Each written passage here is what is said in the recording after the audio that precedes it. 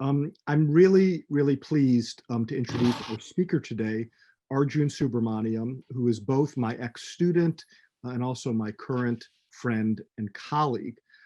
Arjun is a homegrown product from Berkeley. He received his Ph.D. from Berkeley's History Department in 2013. He was a superb student here, really one of the most gifted and talented students that I've encountered in over 25 years at Cal. After submitting his thesis, Arjun taught at Utah State University and SUNY Binghamton before assuming his current position as a lecturer in Southeast Asian history at Murdoch University in Perth, Australia. Arjun boasts an impressive list of publications, including articles in the Journal of Southeast Asian Studies, the Journal of Contemporary Asia, the Asian Studies Review, and Southeast Asia Research, amongst other places. And in 2021, just last year, he published his first historical monograph based on his Berkeley dissertation. The monograph is entitled Amnesia, A History of Democratic Idealism in Modern Thailand. In a recent review published in the Bangkok Post, the eminent historian of Thailand, Christopher Baker, called Amnesia, quote, the best book in English on the 1932 revolution, unquote, as well as, quote, a great piece of history writing and also a polemic, a blow against the amnesia of Thai politics, its lack of a sense of history. High praise from a very eminent figure in the field. Today, Arjun is going to be talking about his first book, Amnesia, and I'm very eager to hear what he has to say, and also eager to field questions from the audience when he finishes. Questions which you're welcome to post in the Q&A function of Zoom when Arjun comes to a conclusion. So let me now turn it over to Arjun. Thanks very much, Peter. Can you all hear me okay? Peter, can you hear me? Yep. Okay. Thanks for that very generous introduction. And I'm very happy to talk to some old friends, many old friends from Berkeley and from around the world, really, who've logged on. And I really look forward to your questions about what I'm going to discuss. So I'll try and keep it fairly brief, explanation of the book's topic and what I was trying to do. And then I look forward to hearing or speaking with you more. This book, published by the SUNY Press last year, studies the aftermath of the 1932 revolution that deposed the absolute monarchy in Thailand in 1932. Until it was deposed, the absolute monarchy was the last absolute monarchy in the world. The revolt was led by a very small group, 114 men who called themselves the People's Party. They came from the middle tiers of the bureaucracy and especially from the Justice Ministry and affiliated civil servants, and then also from the military. They, with some good luck and some cunning planning and execution, they pulled off the toppling of the absolute monarchy early on the morning of June the 24th. And by the middle of the day, they had pretty well taken power. It was a bloodless takeover. One man was slightly injured, a prince, when he resisted arrest at his house, but otherwise it was a peaceful takeover that took much of the public in Bangkok, where the action was, by surprise. And it was a very exciting, exhilarating, confused day and several days for most of the urban population. The book studies the aftermath, as I say, of this revolution, and especially the popular reception or reaction to the change over the first 17 years or so of the revolutionary period. So the book's scope is fairly short or brief in time, from 1932 until 1949 or so. And it makes a historical point that comes out of archival research that I use to write the book, to do the research and do the writing, that the 1932 revolution, although it was executed by a very small secretive group, which was not anticipated or known about really outside of the group ahead of time, it fundamentally changed Thai society. This is a core point of the book, and that it showed afterwards that there was widespread enthusiasm for democracy and for a more fair or representative political system. The People's Party staged their revolution, as they said, in the name of popular sovereignty, freedom, equal rights, and the constitutional system of governance. And to them, in their rhetoric, none of that existed at all before they staged the takeover on the morning of June the 24th. And the rhetoric which they espoused about freedom, equality, popular sovereignty, the book argues that this very widely resonated in the first decade and a half, especially after the takeover. So the book's point is that, which is also a revisionist point. It argues that the takeover in June was much more than a bureaucratic coup or a internal struggle only. It led to it had a much bigger effect on society.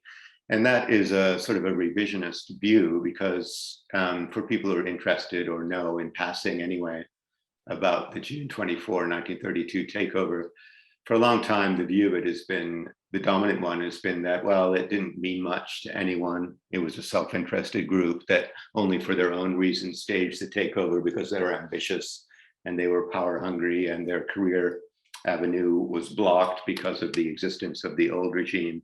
And that was the only reason that the coup happened. And that's its main importance, was this internal conflict that led to it. I say that, in fact, the aftermath shows that there was something much bigger going on. Another aspect of the argument is, as Chris Baker wrote in that Bangkok Post article, I'd encourage you to read his review. He says nice things about me. That's not the reason I encourage you to read it. The reason is that he says, I think, better than I could or did, things about the book which are absolutely true. And it's a very pithy summary of a lot of the argumentation. His point about the polemic against forgetting the past is another main prompting for the book, and it's woven into the argument as well. It's sort of I'm not sure what the right adjective is. It's a moral point or a political point, perhaps, that I have, or a standpoint that people should be allowed to choose the political system which governs their society and not have it thrust upon them. Moreover, and this is throughout the book, when the system is thrust upon them, when it's imposed, this imposition is accompanied by a very imaginative master narrative, which is historically inaccurate. And I think a lot of the ignorance of the effect of the June 24 revolution is mired in this, or stems from this problem of having an imposed view of Thai history, which privileges the actions, the behavior, the personality of only a very few people at the apex of the social pyramid. And the more cemented or the more controlling the imposition is, the more fanciful the imposed master narrative becomes, and the more it strays from or departs from historical reality. And in Thailand, it's not alone by any means in this. In many regimes in Southeast Asia and indeed around the world, the controlling of the master narrative is results in a fanciful story, and B, it is an important part of regime legitimacy to try and control the way people view their own past. So in a very modest way, in my book, I was trying to break through that screen or that imposed forgetting, and to explain a different story about the aftermath of the revolution. Another point to make is that the book studies only the aftermath, not the origins of the People's Party movement so much. It is in there a bit, but most of the book is about the popular uptake of the ideas of the People's Party after 1932.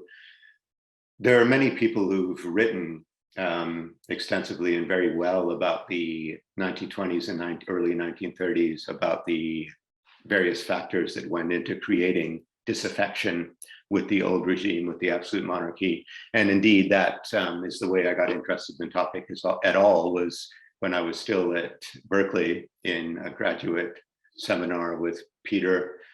We read some of the background literature about the 1920s and 1930s in Thailand, the interwar years. And that really opened my eyes to, well, there's much more going on here with this event than I had ever thought before. And so thereafter, I was led to look at the aftermath. The main, I'll say something about the social context of the revolution, the social scene at the time, and then discuss more particularly the two main groups of people who took the most active political role in shaping the revolution after 1932, people I call insiders and outsiders.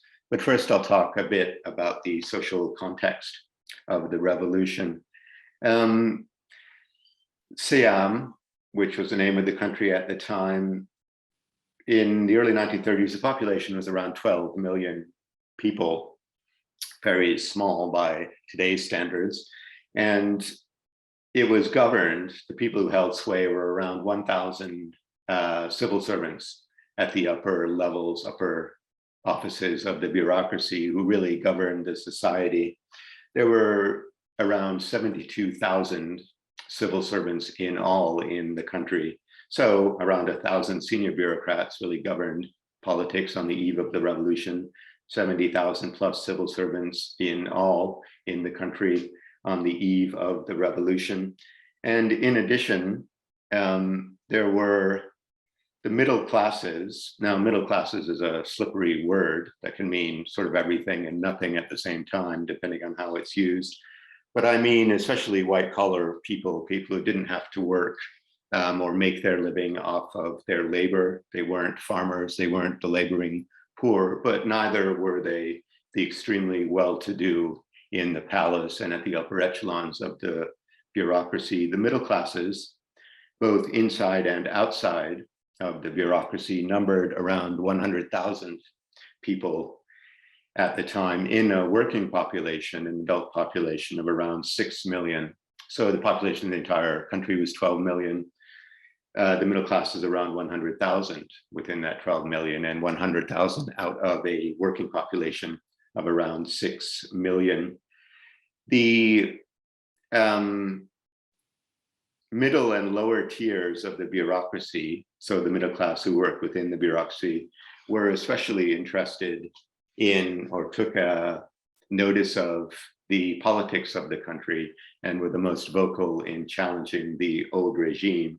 Middle and lower tiers of the bureaucracy, the people who, when I focus upon the movers and shakers of the revolution, the insiders and the outsiders, they were from the middle and lower tiers of the bureaucracy. And especially they worked in law, in the justice ministry, in the various branches of the military, in secondary and primary school teaching, in local government, as well as outside of the bureaucracy, in journalism and publishing. So there was an extra bureaucratic intelligentsia also. The middle classes within the bureaucracy, teaching, local administration, the military, the justice ministry, law. These were the drivers of within the bureaucratic movement, the people who are interested in politics. And outside of the bureaucracy itself, journalism and publishing were very important avenues or careers that attracted politically minded people. The extra bureaucratic intelligentsia was tiny at the time. It was around 1.25% something of the population. It was very small. Both people working within the bureaucracy as well as people outside together. They were a very small group. And this is remarkable given what came. The enthusiasm, the popular support for democracy was very vocal. And these people in the middle classes really, you might say, they punched above their weight when shaping some sort of democracy after 1932. They were very important in creating a new system from very modest beginnings. Who else was in the adult population, working population of Siam, Thailand at the time? Farmers, peasants, mainly rice farmers, as you can imagine, accounted for the vast majority, 83% of the working adult population farmed the land. 5 in 6 men and women farmed the land. Most of them could not read. Illiteracy was widespread. And in addition to them, they were the overwhelming majority, sort of the silent majority, if you like. There was this very small proletariat laboring class, something like 2% of the adult working population, working especially in rice milling, in forestry, in work on the docks, in shipyards, on the railways. This proletariat, very small percentage of the adult population, maybe 1 in 50, compared to 5 in 6 who work the land as farmers.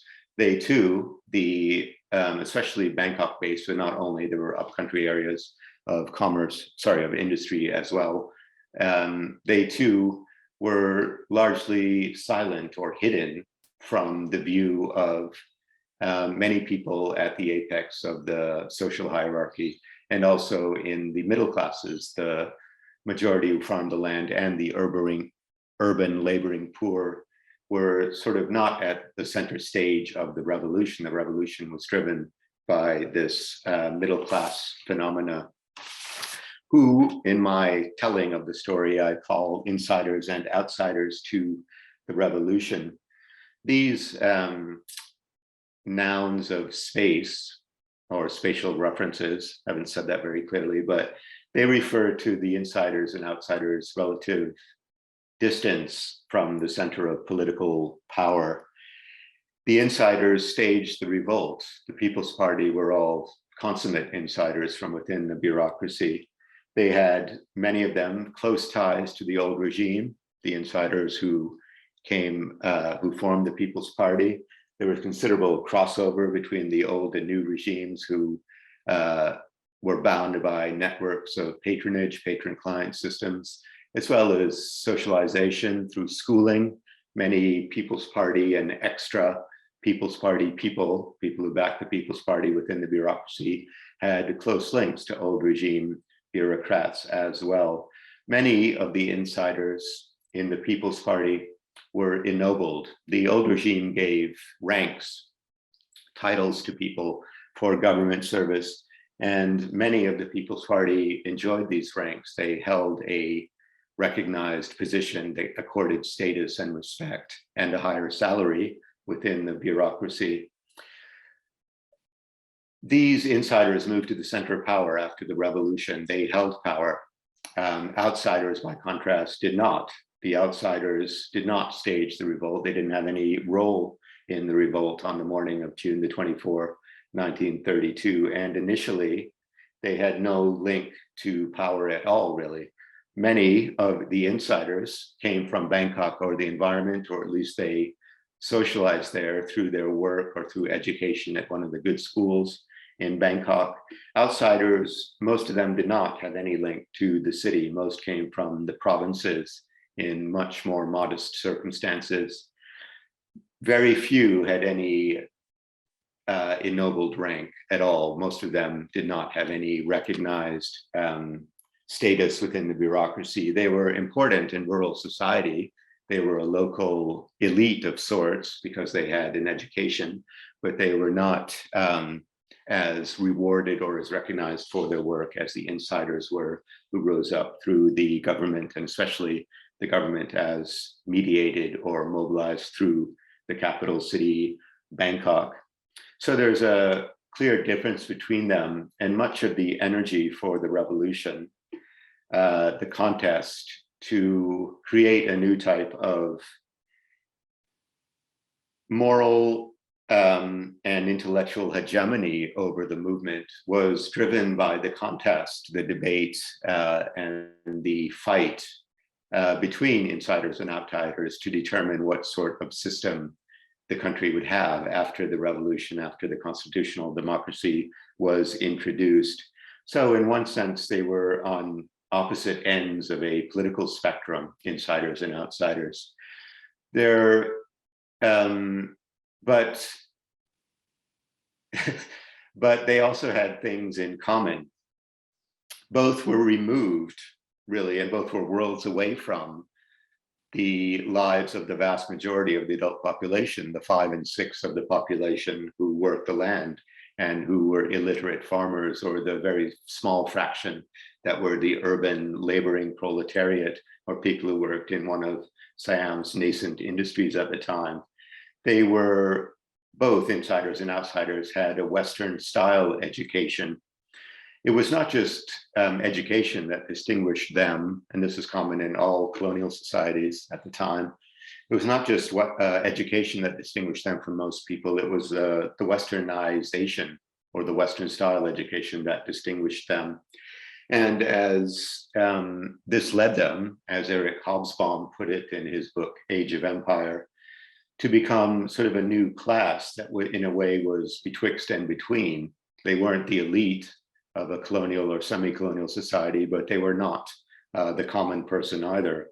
They were people, in Hobsbawm's phrase, who discovered the high road of ambition, which wore the white collar of the teacher, the bureaucrat, or the office worker. So they had this commonality as well as a pretty stark difference, and both things, a commonality, their common sort of vanguard role in pushing the revolution forward, as well as the differences they had between them, ideological differences, which came out of the fact that they came from much different social backgrounds and career backgrounds. Both of these things are important in the story I tell. And the difference between them remained pronounced. There was a American governor of the Philippines in the first part of the 20th century, James Smith, I think his name was. And he wrote back home to the President Taft at the time, explaining that, well, you know, in the Philippines, there's only really 2 politically active groups. There's the ins and there's the outs. The ins are arch conservatives because they have power. The outs are radical until they gain power, in which case they become ins and they become entirely conservative and reactionary. And much of the older view of the People's Party movement, that it had no social resonance, is based upon this similar type of view that, well, the revolution didn't amount to anything because the people that were remote from power, once they got power, they behaved just like the old elite, and they were very acquisitive and greedy and selfish, and they would protect what they had at all costs. They didn't really believe in anything except maintaining power. But my argument in the book is that that doesn't really apply to the People's Party, that hyper Machiavellian politics. They did much more than just protect their self-interest, but also the outsiders who challenged them. Over the course of, even it was apparent in the first 17 years of the democracy, which I discuss in the book, the outsiders gained more access to the centers of power and they came into the government. But even so, the ideological or struggle over principle and moral and intellectual leadership of the movement remained pronounced and produced a very spirited debate about the course of the revolution. Okay, a few other things I wanted to say more about the context of what unfolded after 1932, and then some of the topics I discuss in the book. Political conflict, political instability was nearly constant through these years of the revolution. The fact that they pulled off the takeover at all is remarkable, and then clinging to power, it's also remarkable that they survived at all, because the pushback from the old regime was pronounced. Old regime reaction, counter-revolutionary politics was a dire threat to the maintenance of the People's Party regime in the decade and a half of the revolution that I discuss. And eventually they lost power in the face of a very bitter counter-revolutionary backlash in the middle 1940s, which many of you listening know the story very well. Eventually they lost power in a military monarchic reaction by the late 40s, and the People's Party regime came to an end. But all through the prior couple of decades, they faced this counter-revolution. Many people, Thai scholars, Thai historians especially, explain very clearly the counter-revolution, so I don't go into too much detail in the book, but there's excellent work, especially done in Thai, by scholars that explains the counter-revolutionary pressure the People's Party faced. The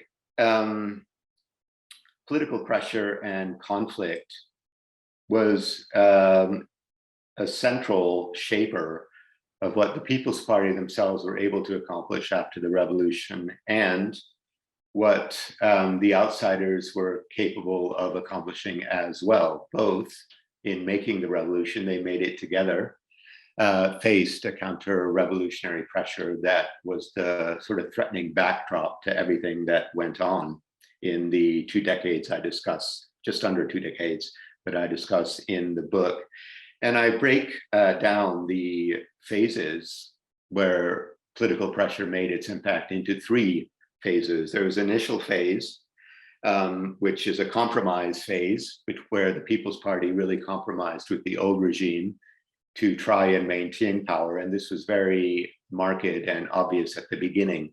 The compromise phase lasted for the second half of 1932 into most of 1933, until an overt royalist rebellion was crushed at the end of 1933. So this initial year and a half I call a phase of compromise, which shaped the politics of the time. And then the second phase, from latter 33, beginning of 1934, until the end of the war, until 1945, 1946, it's sort of a long middle phase of my story, is a phase I call the consolidation phase of the revolution, where the People's Party firmly vanquished, for the most part, the old regime reactionaries and consolidated their power. And in this long middle phase of consolidation, there was a tilt that became more steep as the 1930s wore on towards the military wing within the People's Party consolidating power at the expense of the civilian wing of the People's Party. And then the final phase of the revolutionary years I call collapse. So there's 3 C's in the phases: compromise, consolidation, and collapse. I didn't exactly plan that at the beginning, but that wound up being the designation.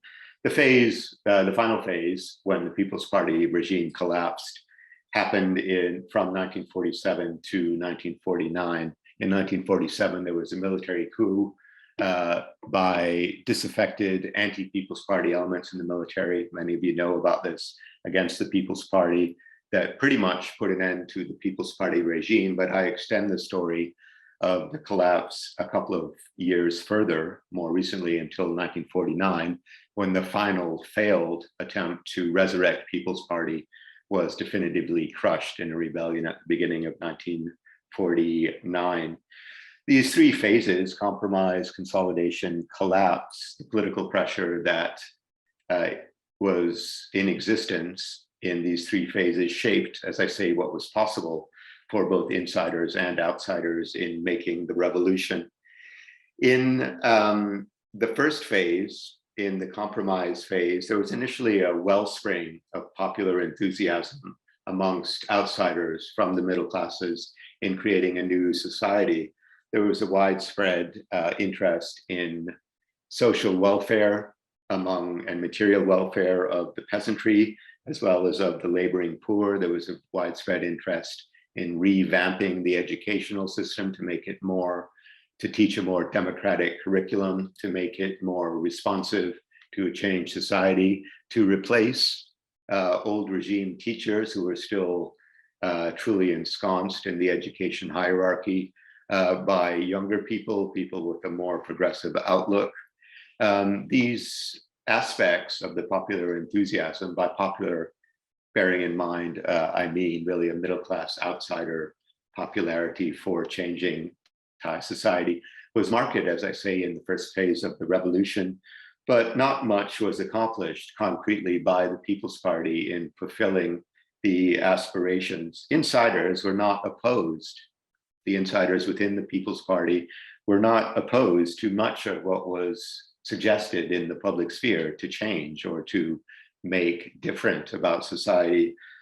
And indeed, they participated insiders in advancing many of the causes which the outsiders popularized, but they faced in the initial phase a very spirited counter-reaction or reaction from the old regime, and they were concerned very acutely about their political position and how they could hang on to their political power. So in compromising with the old regime, that was their solution to maintaining their power or trying to shore up their power in the first phase of the revolution. And so much of the popular enthusiasm for change in material welfare and social welfare, in the educational system, or in a bigger issue of democratic participation in the new governance, new government of the country, was blunted or stymied by the People's Party's concern with maintaining their power. In the second phase of the revolution, this long middle phase, and it's fairly complex and it goes on for longer, so there's much more happening than the initial compromise phase. In the consolidation phase of the People's Party regime from late 33, early 34 until the end of the Second World War. Once the royalist threat, especially with the crushing of the rebellion at the end of 1933, the Bawandate Rebellion, which I'm happy to discuss more about if people want to hear about it. Many of you know about it already, but if you want to know more about it, we can talk about it in the Q&A. After that rebellion was crushed, Thailand became, as Patrick Jory, I think in one of his articles, became really a republic in all but name. The royalist threat was really shunted out of the way. Royalism seemed to be a spent force. The People's Party consolidated power, and it became a civilian government through and through. Many of the old regime people who helped in the transition in the compromise phase were pushed out of government, especially in the military hierarchy, but also in other parts of the bureaucracy. And in consolidating their power, the People's Party enabled much of the popularity of outsider causes to come to some sort of fruition in a joint venture, if you like, between insider power and outsider influence or pressure. The consolidation, as some examples, opened the door to a spread. This is really a remarkable accomplishment of the People's Party years, and they should be given credit for it. Really opened the door to the spread of education and literacy in the countryside in a much more pronounced way, or much more marked way than anything that had been accomplished under the old regime. The number of primary schools, the number of students, the number of teachers roughly doubled over the course of the 1930s. And as pretty much everyone, I think, here listening knows, main triumph in education of the People's Party, which became an avenue for career advancement and an awakening to politics, was the opening of Thammasat University in 1934. The popular reception or enthusiasm for Thammasat was pronounced. 7,000 something people applied in the first years of the new regime, beginning in 1934. A lot of this was because distance learning, learning by correspondence, taking classes by correspondence, was allowed and possible. So many outsiders in the provinces, for the first time, had access to a tertiary education. They didn't have to necessarily travel to Bangkok to attend university. This 7,000 attendees was something like 10 times the enrollment of the other university in Thailand at the time, Chulalongkorn, which had 750 something students, and the same year, 1934. So the appeal of Thammasat was immediately apparent.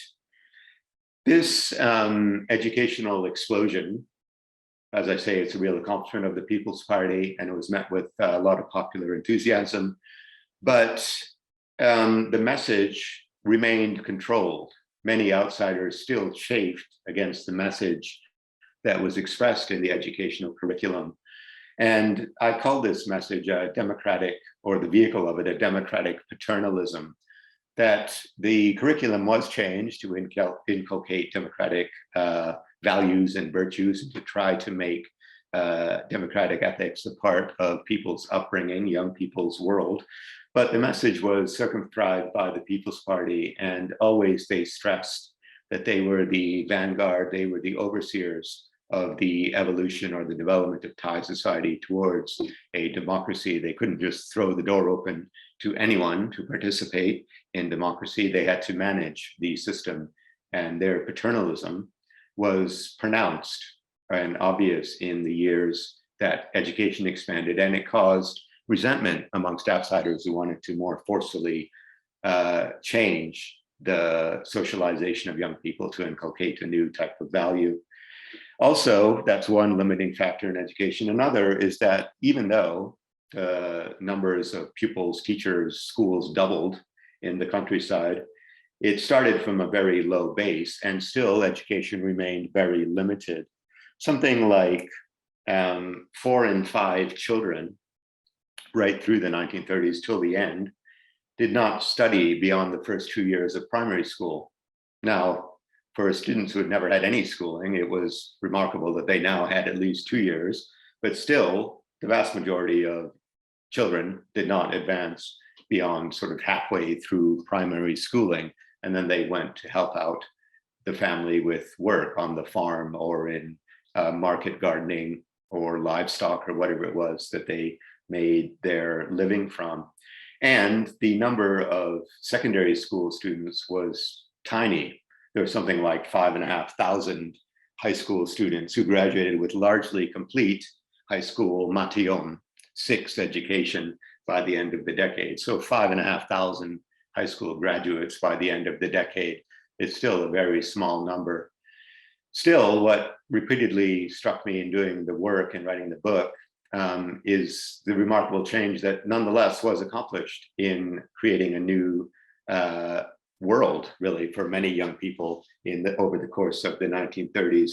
Education then is one of, in the consolidation phase of power, an arena of popular welfare or popular engagement that made a dramatic difference, and yet was still circumscribed or attempted to be controlled by the People's Party, and it caused a clash or face-off and debate between outsiders who wanted more and insiders in the People's Party who wanted to restrain development.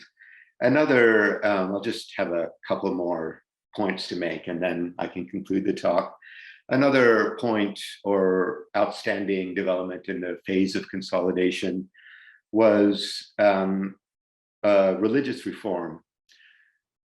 Before the change of government, long before the revolution, there was conflict within the Sangha over control of the religious establishment. The Sangha, the Brotherhood of Monks, the professional religious cohort within the country.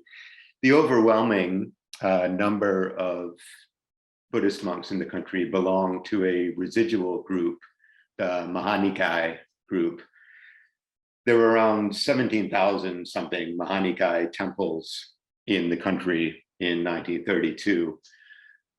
Vast majority of monks in the country belonged to this residual group. And I call them residual because they were marginal to the center of power in the Sangha. Sangha power was vested in the Tamayut order, which was a royally endowed, royally sponsored, royally affiliated brotherhood of monks order within the Sangha as a whole. There were only 260 something Tamayut temples in the country in 1932, so 260 compared to 17,500 in the Mahanikai. The monk ratio was something like 60 Mahanikai monks for one Tamayut monk. Nonetheless, the Tamayut were in the driving seat of Sangha administrative power. This was long resented amongst the Mahanikai, and a movement began, starting from local grievances in the appointment of local abbots and in management of the local Sangha in the eastern provinces of the country in the late 20s, early 30s, even before the revolution, which gathered pace after the revolution, and it became one of the prime causes which many outsiders championed, reform of the Sangha to become more equal and more democratic, as they put it. The consolidation phase of the revolution allowed a change in Sangha politics, a dramatic change to create more equality between the two orders and to give the Mahanikai greater control over their own affairs. A movement gathered pace in the middle 1930s, a Sangha reform movement spearheaded by, as I say, Eastern provincial Sangha members, monks from the Mahanikai and the Eastern Seaboard, and their cause was brought to the center of power through outsiders in the National Assembly. After 1932, there was a National Assembly for the first time, and there were elections in 33, 37, and 1938, 3 elections in the 30s. And more outsiders used the assembly as a way to try and put pressure on the center, on the insiders, in a manner, a whole gamut of reformist causes.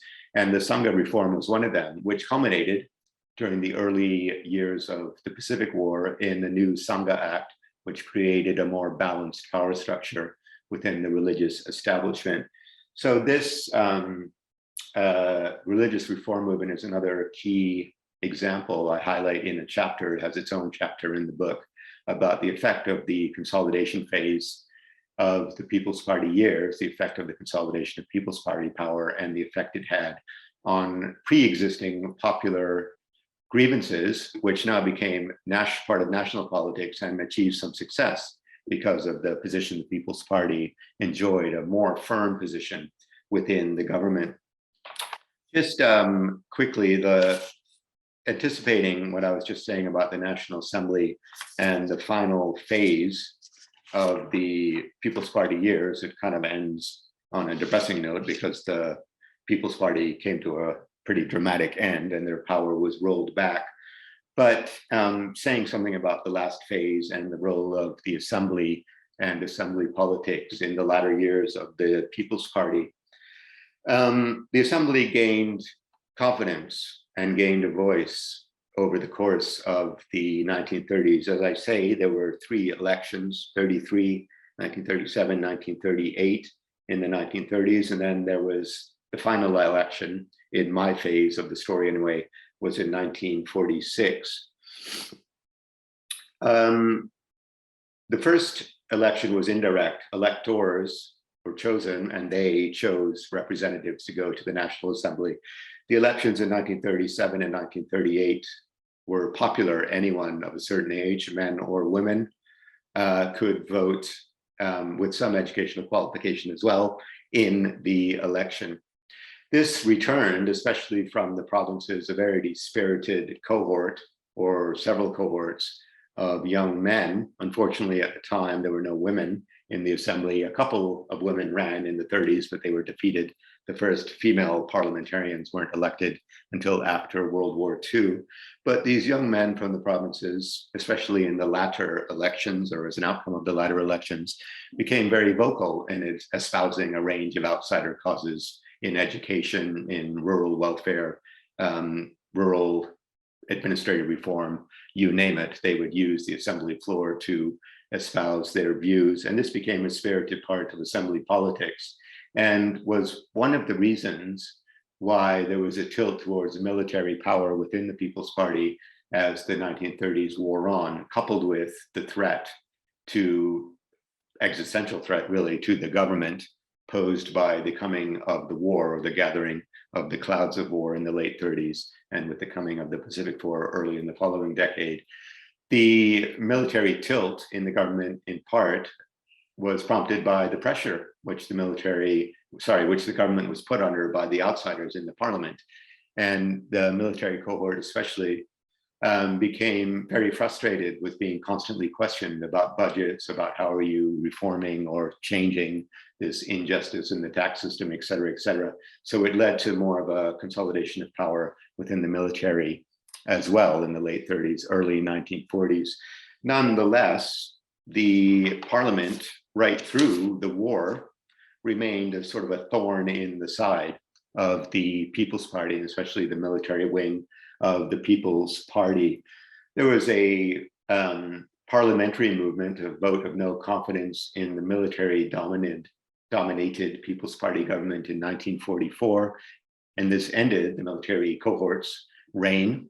People in Songkram, the field marshal by this time, was forced to cede power at the tail end of the war. And this largely came about through National Assembly pressure over wartime policies. They also protested at the same time against limitations to the expansion of the democratic system as well.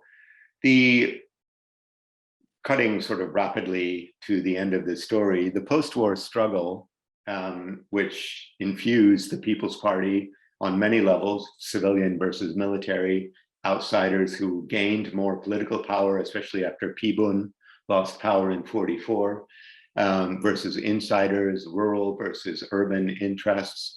All of this came to a head in a very heady, exhilarating early post-war phase when democracy really flourished and triumphed after the war.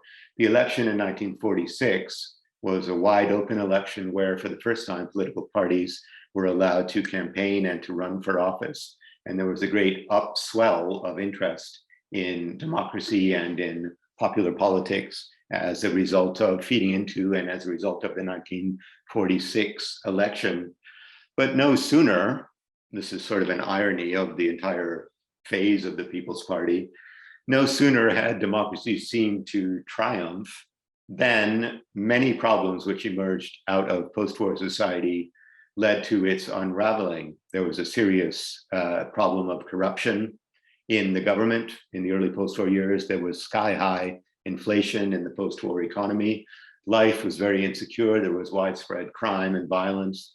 Bangkok had a thriving gun market, as Ajahn Chalong, Suntarawanit, has explained in a very good article he wrote. All of this came together to destabilize democracy when it seemed to triumph and pave the way to the unraveling of the entire People's Party system. First in a military coup in 47, and then ultimately the final nail in the coffin when a failed final gasp of People's Party popular revolt was crushed in 1949. That's covered in the tail end of the book, The Collapse of the People's Party Years. And the point I wanted to make here was the prime role in the National Assembly in both pushing democracy forward during the war and in the early post-war years, but then having the whole system collapse upon them as a result of many problems they faced, not by design, and problems which challenge any government at any time, but in league with a resurgence or renaissance of counter-revolutionary power that welded a different generation, a young generation of military bureaucrats with the remnants of the old pre-1932 royalist regime, and that was the end of the People's Party story. Okay, sorry, I've been going on for some time. That's all I have to say. But let me just read this chat one. And this one says, it's a multi-part question. It says, to what extent was there an overall agenda towards sweeping socialist democratic economic reforms as set out by statesman Priddy? And if the goal, and that's one, and two, and if the goal was to end feudalism in favor of republicanism as a goal, and ultimately to build a larger middle class, what kind of tax, land, and asset reform happened during the period? And three, this is the last part, to what degree did insider, in parentheses, military, and outsiders oppose such reforms leading to collapse? Thank you so much for a great talk.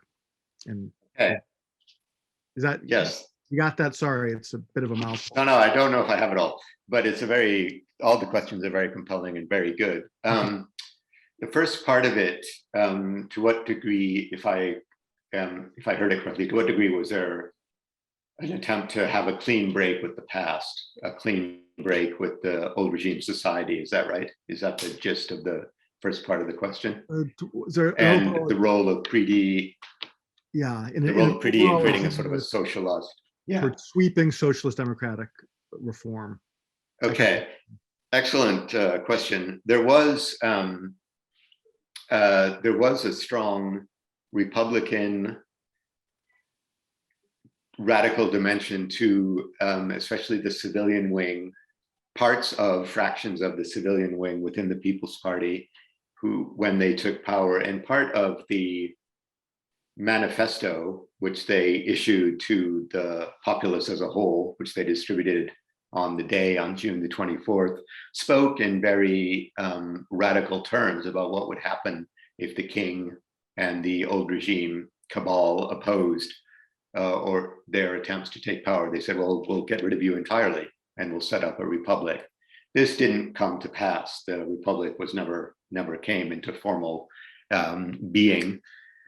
And the conflict, or the reason, I think, why the envelope or the radicalism was not pushed much further at the beginning, even though there were elements, especially within the civilians in Priti Panomyong's cohort, who wanted to create a real social revolution in the countryside and change the economic system, was because the People's Party was in a weak position, especially in the first year and a half after they came to power, after the June 1932, and what I was discussing about the compromise phase. They really needed the old regime to help them govern. And this prevented or blunted any really radical social policies from being enacted. Having said that, from the beginning, in the first few months of the revolution, there were a whole range of reforms that were introduced, tax reforms that lessened the tax burden on the peasantry, as well as on common people generally, field, farm taxes, land taxes.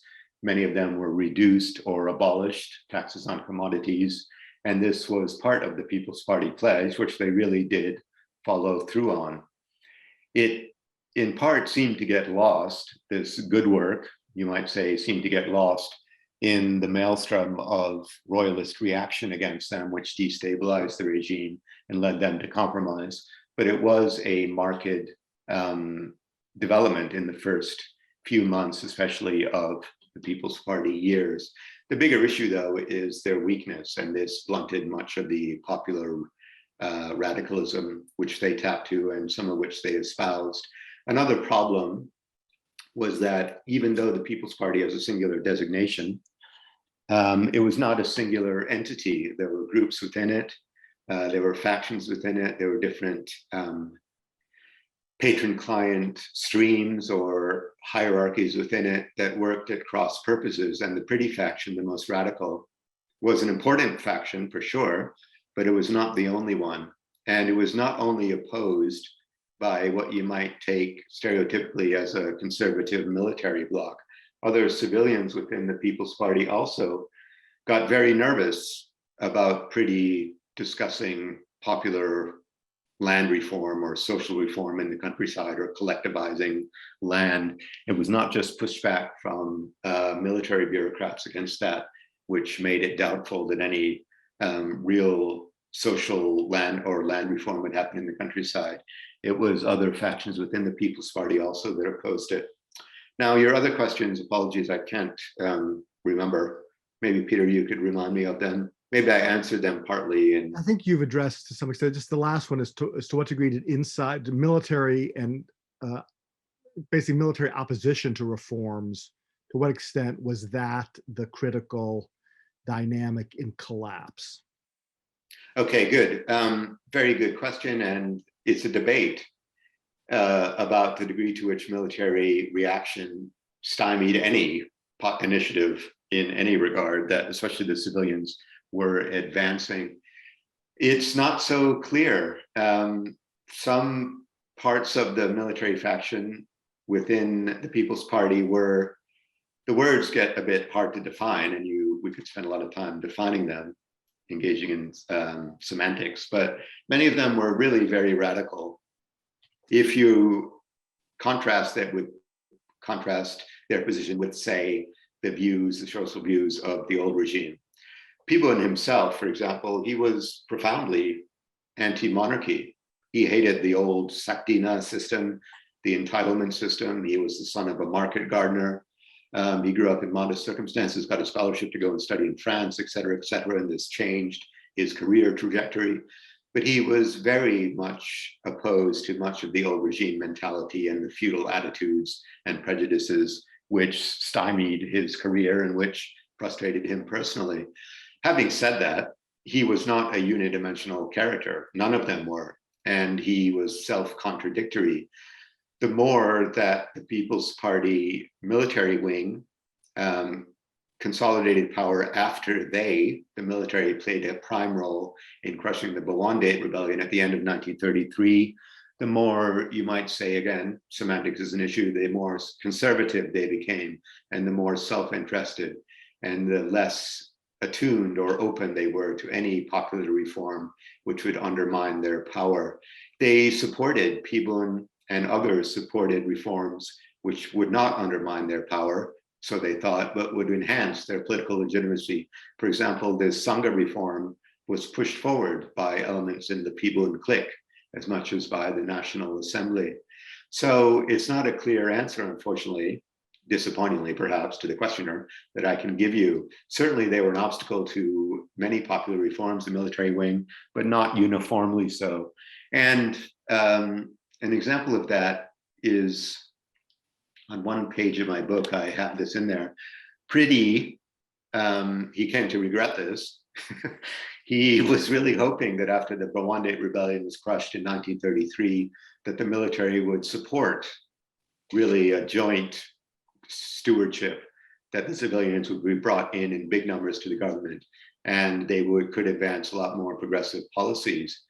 Very quickly, though, Pibun and the other people whose star really rose after the crushing of the rebellion, they made it plain that they were not going to entertain any notions of a social revolution, and that sort of the rug was pulled out from under the more radical elements of the civilian wing.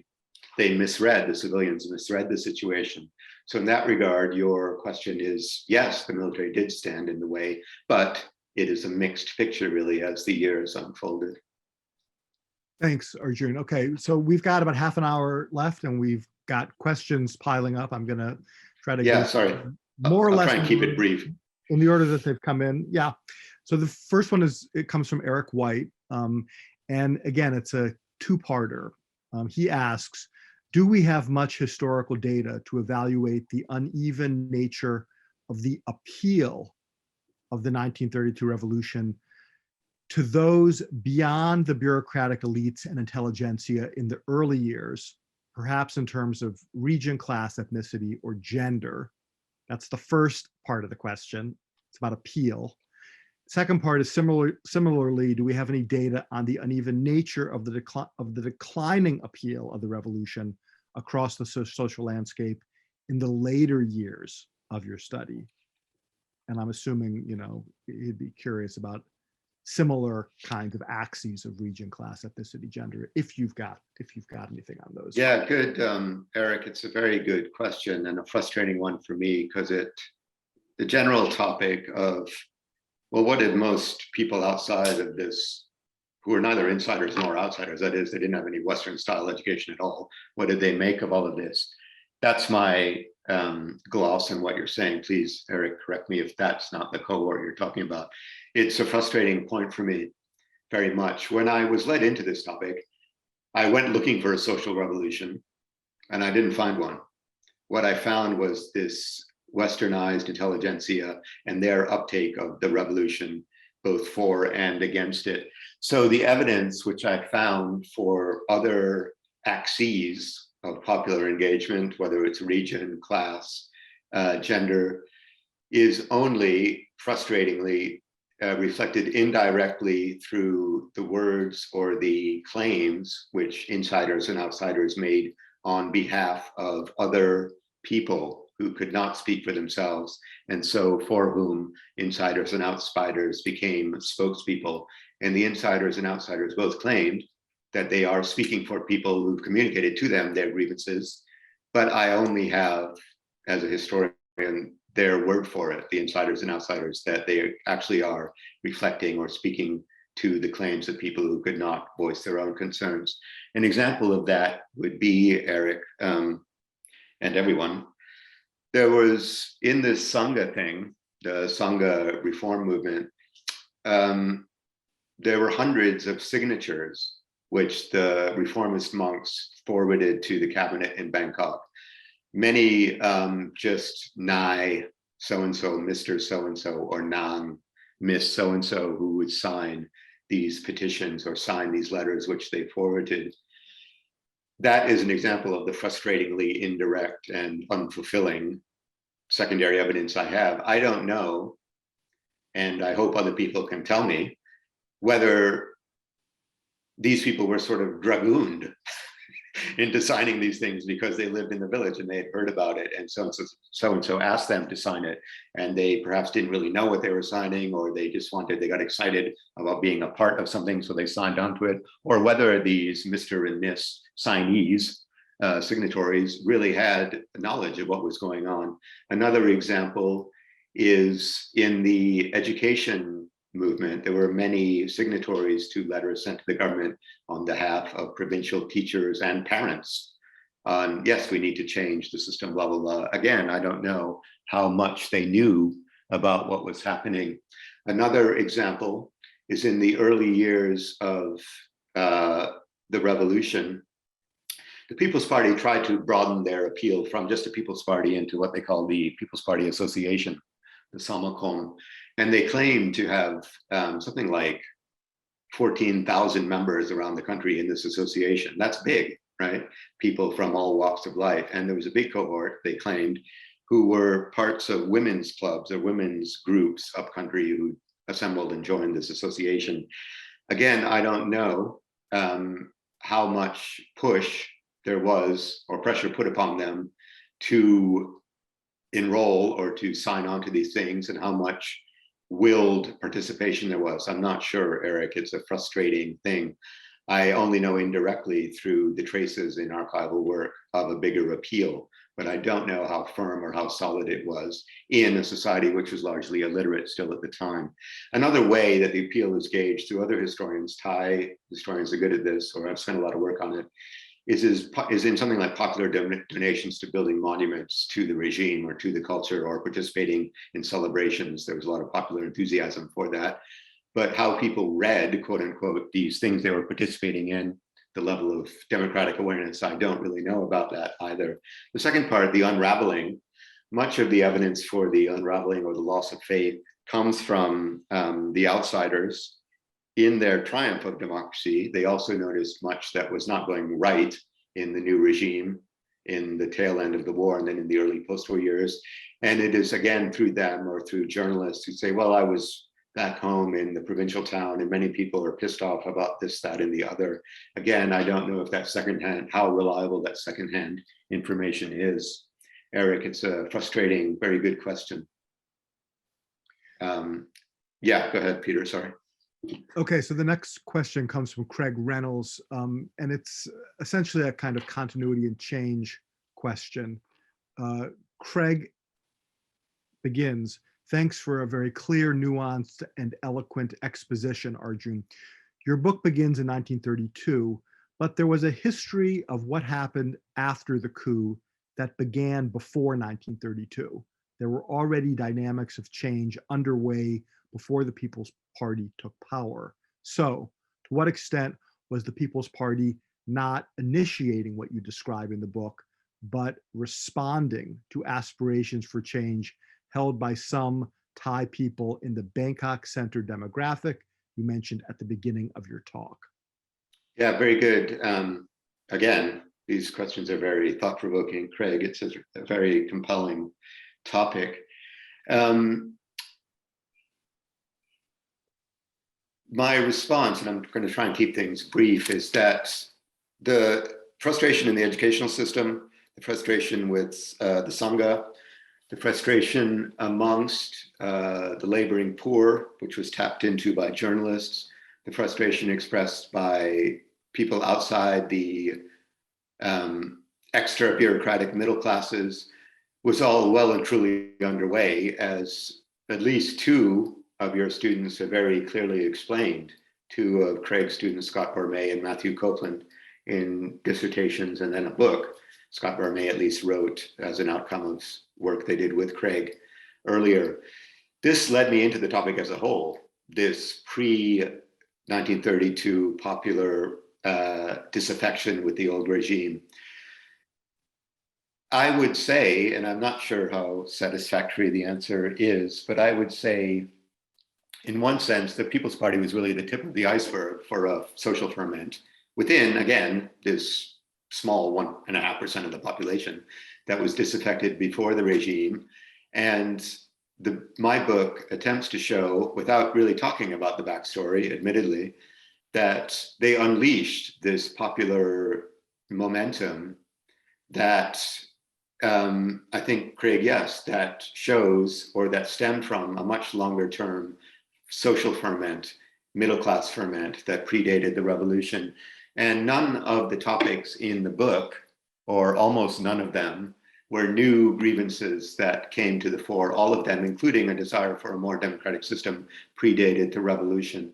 What made a real difference, especially in the sphere of the enlargement of democratic or popular participation in governance, was the National Assembly. And there was no National Assembly before the revolution. There was a Sangha before the revolution. There was a school system. There were newspapers. There was a laboring protest movement.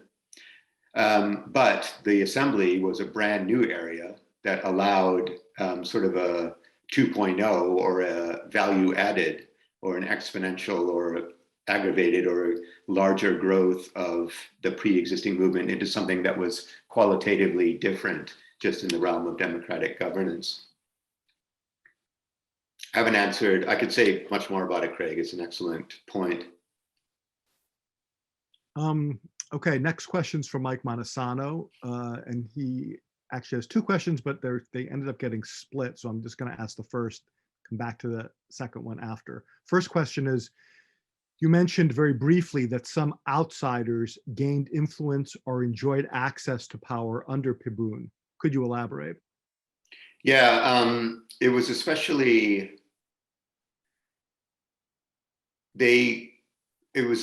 I think I should clarify it a bit, it was especially people who, out of circumstance or out of sincere ideological harmony, were followers of Preeti or came into the Preeti camp. It was fewer in the Pibun circle. Many of the outsiders in the book who gained heretofore unexpected prominence were people who followed the Preeti wing of the party into the National Assembly and eventually even into the cabinet or into the circle around the Prime Minister and the Prime Minister's office in the early post-war years, Mike. That's mainly what I meant.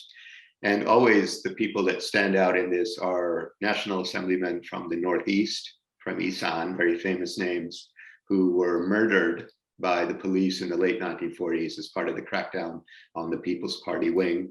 Really country boys who were largely self-educated, who moved into the National Assembly with the electoral system, and then moved into deputy command of ministries in the Preeti administrations. Preeti was really the prime mover behind the scenes of the 1945-46 governments. Even if he wasn't the prime minister directly, he was only very briefly. But the people that followed him into power after the fall of Pibun in 44, they moved into the cabinet and they commanded a lot of influence and some power after Pibun fell. Now there were commoner military people who rose with Pibun in the aftermath of the Bawandate rebellion.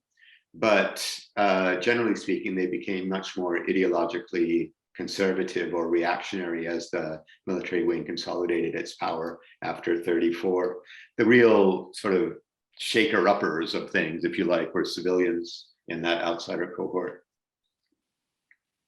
Thank you. Next question from William Tucciarello. Simple question. What's the People's Party's role in the Free Thai or the Seri Thai movement? Very good question. The People's Party cohort around Preeti and then these fellow travelers, for example, the Northeastern Assemblymen, who are not People's Party member, but who really hitched their fortunes to Preeti and the civilian wing, were the core of the Seri Thai movement. The American OSS during the war observed that this Seri Thai movement is really a bureaucratic movement against Pibun. And they were right. The OSS officer who wrote that back home was correct. And what he was really referring to was the cohort around pretty sort of core, long-standing People's Party civilians, coupled with provincial outsiders who threw in their lot with Preety during the war to resist Pibun. They were the core of the Seritai movement. Civilians from the People's Party, as well as outsiders who joined forces with the civilians in the People's Party. They were the movers of the Seritai. Next question is from Robert Cribb. He says, very interesting, Arjun. What's at stake in the contest between the two Buddhist orders, the Mahanikai and the Tamayut? Was it connected with resources or doctrine or simply influence? Good. Good. My colleague, Eric White, who knows a lot about the Sangha and about Buddhist movements in Thailand, he could say more about this, I think, probably.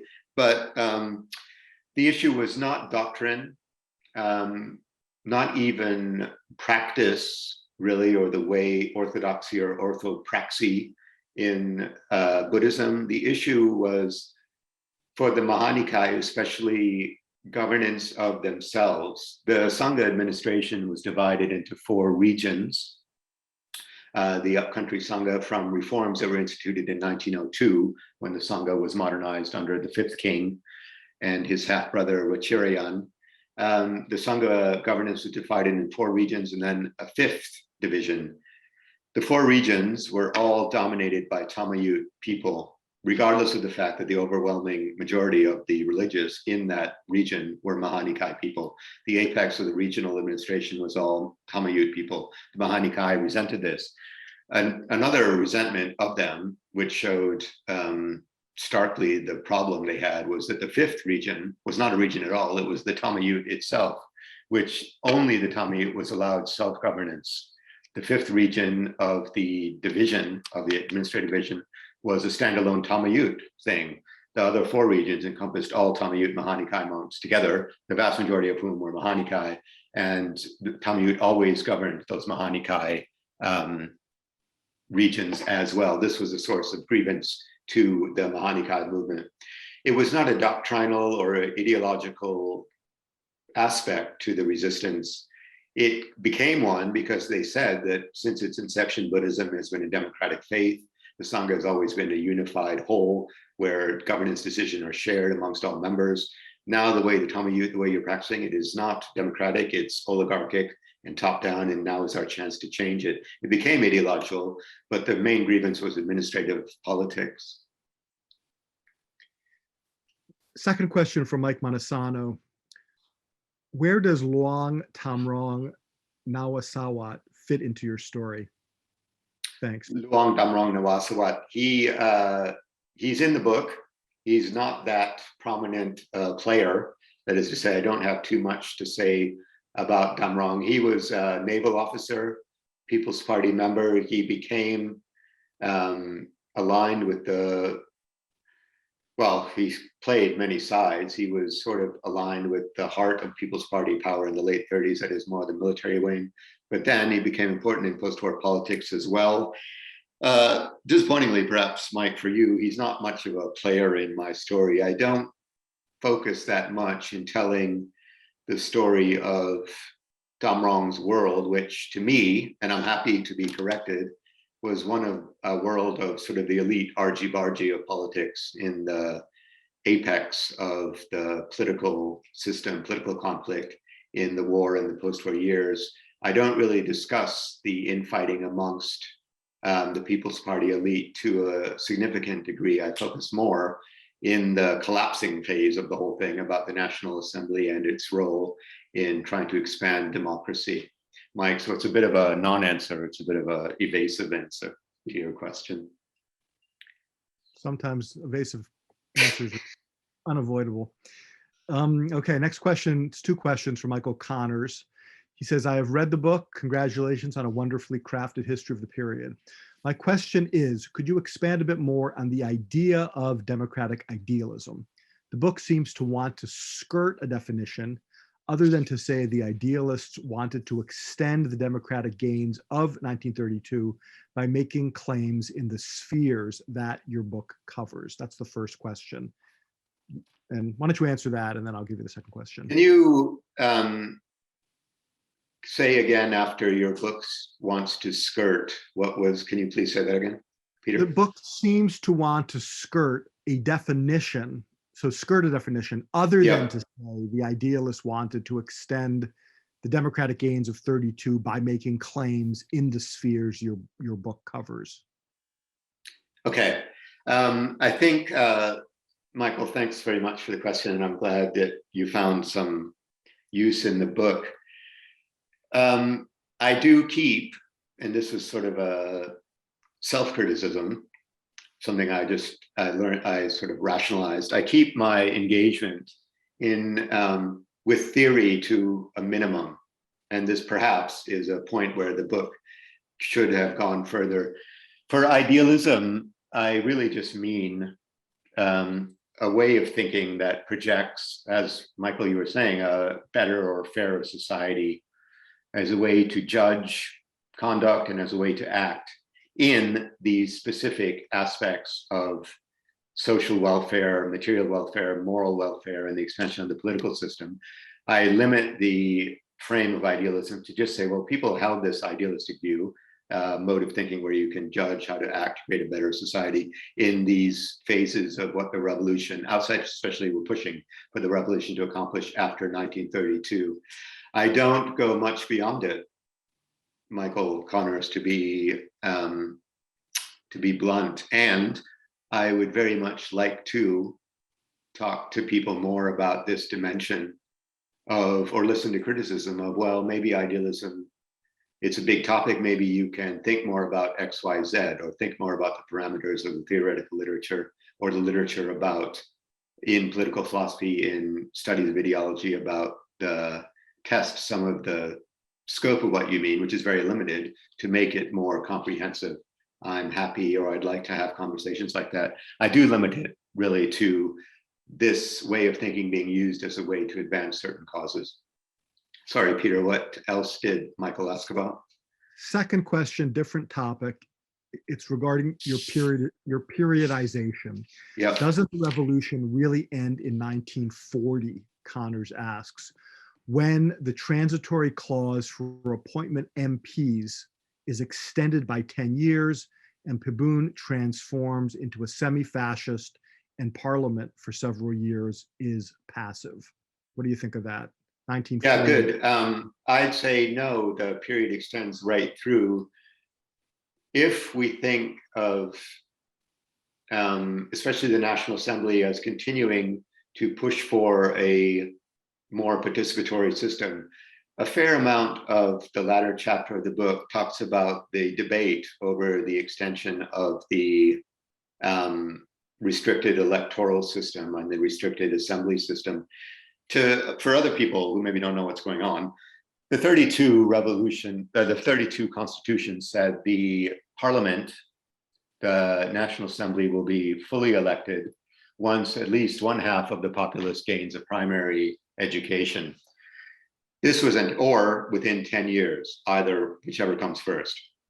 One half, they didn't get there. One half of the population did not probably attain a primary school education. The numbers were a bit fuzzy. Then there was a big debate in 1940 about this, and the outsider assemblymen really pushed for, regardless of the education problem, for the 10-year thing to be fulfilled, saying, yes, we still have to follow through on this promise, and we have to open the electoral system wider and make it more representative. Pibun and the cohort in the government got their way and they voted that down. They said, no, it's still going to remain a managed system. And thereafter, during the war, the military consolidated power more. I would say no, because the fundamental issue, while the Pibun faction won the debate at the time, it persisted as a thorn in the side and a grievance of the popular assemblymen, popularly chosen assemblymen. And they succeeded, as I say later, 4 years later, even though the system had not been expanded, the parliamentary system, they succeeded in helping to get rid of people in a parliamentary motion. And thereafter, with especially the 46 election, you have this very rapid development or eruption of a much bigger, broader participatory system, which carried forward much of the energy and continued to seek to fulfill much of the debate, idealistically tinged debate of what had been discussed earlier. You're absolutely right that that seemed to be the death knell of the thing, of the issue. But in fact, the post-war years produced a very, as Michael, you know better than I think, the freewheeling nature of post-war democracy was very chaotic and enlivened. Not sure that directly answers the question, but I would say no, it's there's a longer turn to the democratic phase. I thought you were going to say your final period should be November 8th, 1947, when the coup came. But that's a different topic we can discuss perhaps. Okay, we're running short on time and we got a bunch of questions. This one comes from your old Berkeley colleague, Siti Kale. She says, "Hi, Arjun. I'm a bit surprised by how male-centric this narrative is, especially given how the 1920s and 30s is a period of global changes in gender roles. See, for example, the modern girl around the world. Also conversations on women's rights, suffrage, etc., often accompany democratization movements. Did those conversations occur at this time as well? If not, do you have any sense of why not?" Yeah, I have a little bit of it in the book. And Siti, you're exactly right. It is surprising. This is entirely or almost entirely a male story. I'm not that happy about it, but that's the reality. And the reason is that I think is the cultural baggage that much of the insiders and most of the outsiders labored under in the post-war years, that much of the cultural baggage, what I'm referring to is a gendered politics where the politics of political decision-making, of public debate, of contest, was really the sphere of men, and the educational system, the higher educational system, out of which many insiders, all insiders, sorry, and almost all outsiders came from, was an entirely a male world, both in the teaching of it at the upper levels as well as the upper levels, especially secondary school and university, not entirely, but largely still a male organized world. Public instruction, public debate, the public sphere was dominated by men, despite the rhetoric, despite the interest in women's rights, despite the interest in having women play a brand new role in society, despite all of the stories which someone like Scott Barmay, whose book Siti and I read with Peter many years ago for the first time, unearthed of the prominent role of women's issues in the public sphere debates. Despite all of that, formal politics was still a man's preserve. And this showed very clearly in the skewing of power in gender terms towards men after the revolution. The Constitution allowed for the electoral system, for example, voting and running for office. Anyone could vote beyond a certain age, men or women, anyone could run, men or women. But the reality is that in the parliament, for example, as I said, there were no women that were successful until much later in the 1950s. And then it was one or two women who were spouses of other parliamentarians initially. Alas, I think we only have time for one more question, but this is, I think, a good question to end on. It's from I'm not sure how to pronounce it, Our Puthong. And the question says, "Congratulations. Could you please elaborate on the book's title? The term amnesia is interesting. May I learn more? Why did you choose this word? And what do you think Thais forgot the most when discussing the 1932 revolution?" Very good question. Oh, thank you. Amnesia. The title was chosen partly at the prompting of a reader of a manuscript version of the book when it was sent out for review by the publisher. This was the reviewer's idea, and I thought it was a great idea, so I claimed it was my own idea, and it became the title of the book. I didn't exactly claim it was my own idea, but it became the title of the book from an external source. And the reviewer was saying, so much of what you've uncovered, the reason I chose it, so much of what you'd uncover is not very well understood. And people have forgotten, if they ever knew, that Thailand had this democratic history. That's the reason that Amnesia was chosen as the title.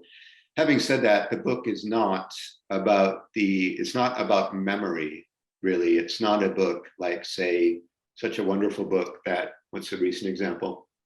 Arjun Tongchai did about the 1976 massacre in his book. It's not about that. It's not about the afterlife of an event. It's about the immediate aftermath of an event and the way that democracy was contested. But the story in the beginning of the book, in the introduction, and then at the end, it introduces contemporary aspects of the way the event has been forgotten or suppressed as a really, when I said early in the talk that it was prompted by a moral position that people should be allowed to choose their system and should learn their history properly. The beginning and end of the book brings the topic into contemporary relevance because since especially the 2014 coup, there's been so much reference to the People's Party and this era as sort of this symbol of what was lost or what might have been.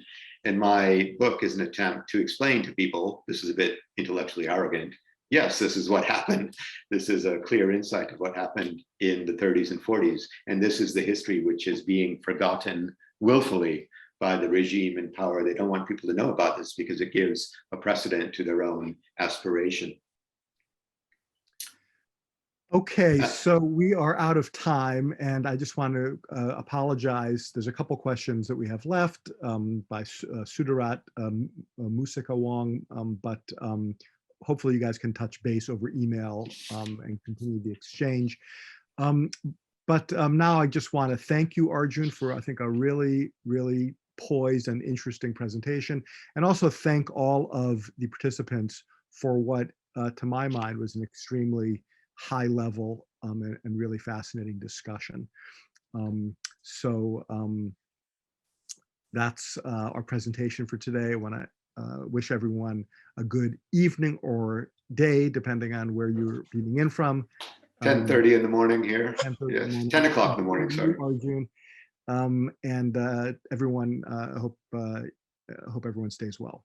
Bye-bye. No, thanks everyone very much for attending. Just quickly, anyone wants to talk more about anything, please, let's email me some of the questions, both questions asked, which are very compelling, as well, like, for example, Ajahn Sudarat, other people. Let's continue the conversation by email. And thanks to Peter and Sarah very much for hosting this. It's great.